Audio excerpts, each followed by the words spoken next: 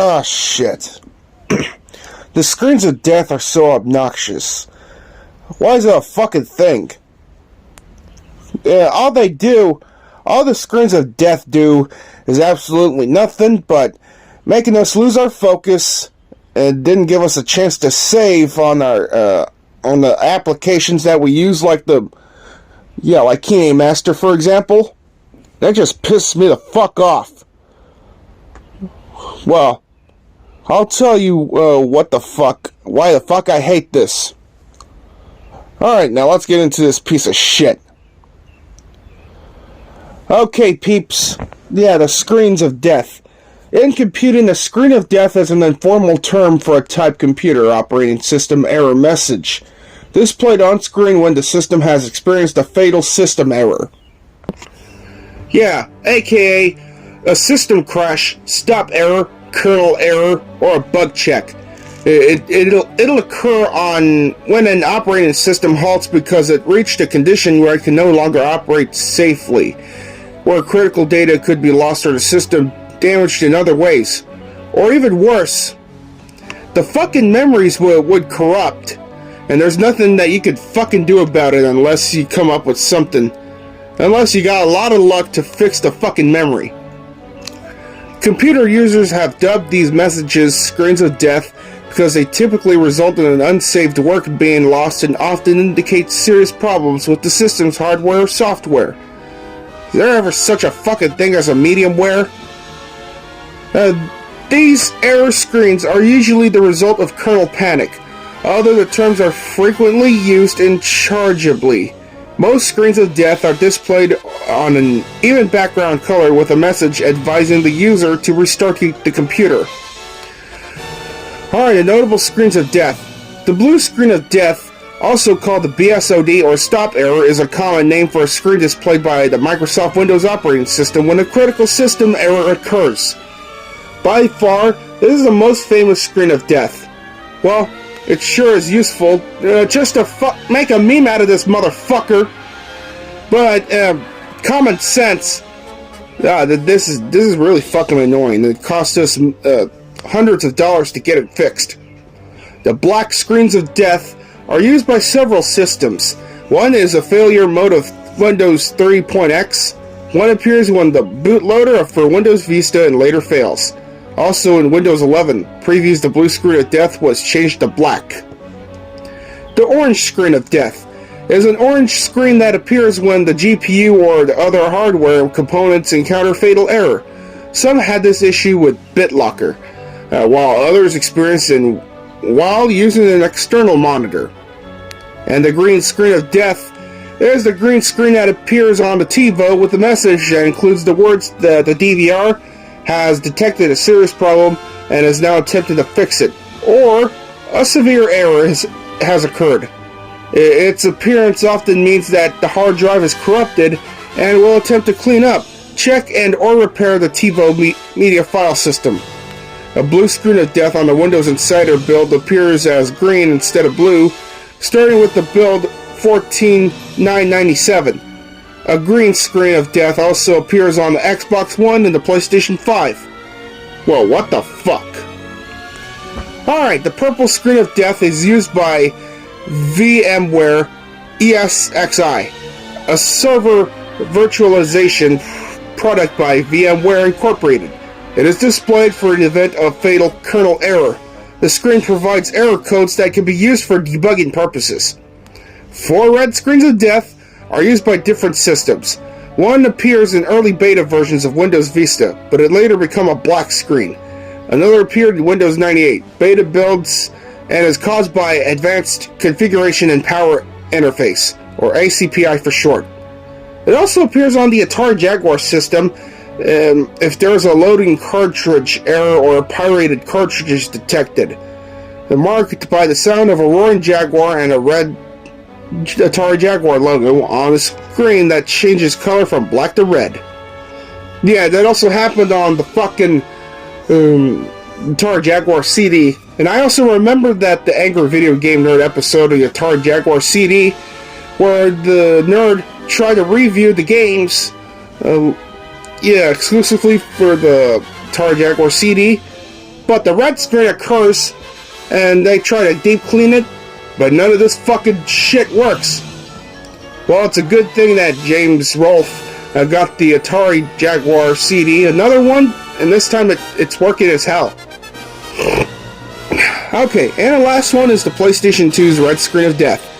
It is very similar to the PS2 startup screen, except for after startup, a red screen appears with a message saying, "Please insert a PlayStation or PlayStation 2 format discs."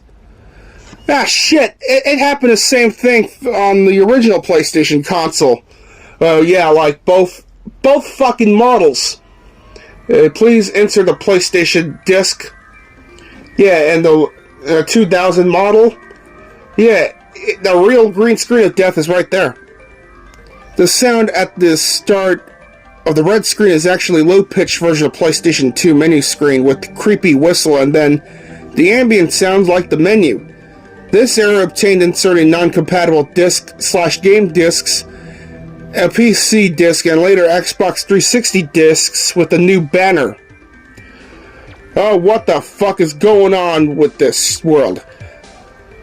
A white screen of death appears on several other operating systems, content management systems, and BIOSes, one in iOS 7, and then the screen of death appears while when a white iPhone 5 or later a white iPod Touch, the 5th generation, is frozen. Oh, this is the most frustrating part.